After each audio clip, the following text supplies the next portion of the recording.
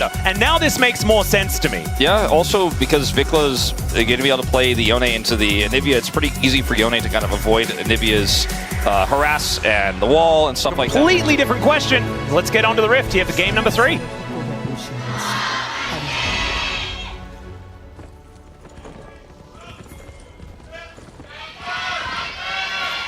All right, here we are, ladies and gentlemen, onto the Rift for our 3rd game of this series. As Oner is going to put down the hide-on bush, and the hide-on bush is unfortunately going to be taken out. All right, Vikla sidesteps. No Flash Frost for Faker this time. 10 damage, baby. There you go. And I think he's dead. He's going to look for it. There's a twisted advance and the Arcane Smash! It's called Bramble Smash now, ladies and gentlemen. It hasn't been Arcane Smash for a very long time, as now Faker is looking to try and get that kill back. Oh, Raptor gets the level up! And he's able to stay alive. Look at that. Cool, calm, and collected in the PJs. These lanes, the Rise didn't know. Oh, okay. There's the ulti from Vikla. Finds Faker here, and that's the solo ball. Just knows. As meanwhile, we've got Keria in a bit of trouble here towards the top side of the map. Splash damage, not enough, and Keria blocks the volley. And the curtains are now getting called. Flash out there from Diablo as Raptor gets the interrupt. And Diablo, can you actually get any of the kills here as BNK looks to try and turn this around? If at first you don't succeed, try again. And there are no teleports to try and get under here. There's the high note, and that's the double kill for Keria. As now Keria and Doran continuing to fight. Slicing Maelstrom comes in here as Keria looking to escape and is going to be able to do so with that Realm Warp. As Doran still looks for it, well, Keria doesn't have any minions to worry about, but the curtains have been called and the rest of T1 are here. Let's see whether the DDR is going to work. Arrow coming. As the slow comes on through, yes, the arrow is going to ascend. That does connect onto Keria. Fair bit of damage back, but Paze is still able to lock that one down. And yeah, that is just a little bit of an overloading of the top side of the map there for T1. And Diablo, in the meantime, just out goes Vikla. Doran is pretty scary. Slicing Maelstrom comes through, but the rest of BNK are making their way over. That's a solo. And so BNK not going to be able to do too much of anything at all without Vikla on the map. Man, Doran is kind of taking names. Doran's kind of like, are we sure we lost game 1 to these guys? They keep kind of coming near me and I press R and they die. I'm not really doing anything skillful. I'm killing them. And Doran's just the punish guy today as we're going to see a fight. Yeah, they're going to look for the angle here as the Encore does come on down. That is going to interrupt the engage, but Oner is already dead. Diablo gets so much of his health back with that surround sound and a huge shield from his barrier as well. That's Keria locking down the kill onto Keria. The flash from Faker really wanting to take down Diablo. But the Ash is looking to try and kite. The beat drops, and he's down to the egg once again. Diablo stands strong, and BNK find another team fight. Find you a support who watches Diablo like Kellen does. Absolutely. Hey, this guy has Echoes of Helia online here, and he's going to pick up a bunch of extra range. Insane. Really nicely played. And now, this outer turret in a bit of trouble as he procs the Q, and Diablo should be able to grab it. There it is. I think we don't have a lot of game on our hands in this one. Yeah, the game has drifted over to the other side as now Vikla is trying to get a little bit back here as Doran, another ulti comes on through. This time, Vikla out of range as he rebinds, but Oner is going to move on over. Let's see whether Vikla can at least kill the minion wave before he does go down. BNK, I think it's Doran's birthday. Yeah, I think so. That is going to be Vikla going down. Doran's like, what are they doing? I'm really just, I'm getting confused. I mean, he's been like 100% kill contribution top laner is not what I had on my bingo card.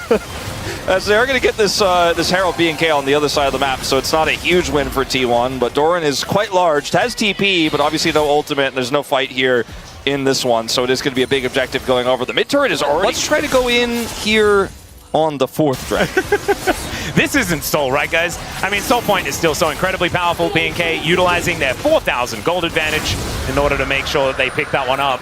Man, this is just a ridiculous. Kills Seraphine. There's a knock-up onto Doran. Flash Twisted Advance comes on through as the Nature is grasping one more time. Ulti comes down, but Doran is able to buy a little bit of space. Still, the Kitty Cat comes down, and Vikla is able to lock that one up. There was also an arrow in the air. Let's see where he's going to go, as the teleport in the backline is going to come on through. BNK do manage to get here, but T1 have this Baron so incredibly low. Arrow going to connect. There is the Encore. That's the Baron secured, but can they keep themselves alive? As the Nature's Grasp comes down, and Oner is going to be the first one to die. Keria has now found Doran, and Doran's just gonna die? A solo kill for the Rise, who has felt like an afterthought this game. They don't have the wave anymore, so it will take a little bit longer, I suppose, as that top turret is also just going to go down to BNK as this Baron buff withers away. I think that was a good call from T1, and they had Doran on the flank to try to mitigate any sort of team fight. Raptor looking to engage Cone his way in as Keria in a bit of trouble, has to flash to get himself out of the way. Faker slowed down by the volley as Diablo's in the front line. Does get hit by that crit, but it is going to be Raptor now that's in a little bit of trouble. Look at that health bar, though. It's gigantic, and in goes Vikla, finding the ulti angle, and they just eviscerate Keria and get themselves out. And Clear isn't even here. He is going to show up here on the flank now, but they're essentially doing this fight without him, and now Oner thinks he can get his buff. And maybe Dagon was right this whole time. Maybe Raptor is just the greatest jungler ever. As Vikla is down very, very low. There's a slicing Maelstrom, but there's no follow-up onto Doran. And now the curtains are being called. Faker in a bit of trouble as Clear does have his Seraphs, and so the shield is going to help him. And so we don't misquote Dagon. Dagon said he was top 3. If he wins this series, you know, he will be. I was being a little facetious, you know, as now Faker is going to look for Diablo. He has the barrier, and down he goes to the egg. Pays is dead as well as the Q snipes him down.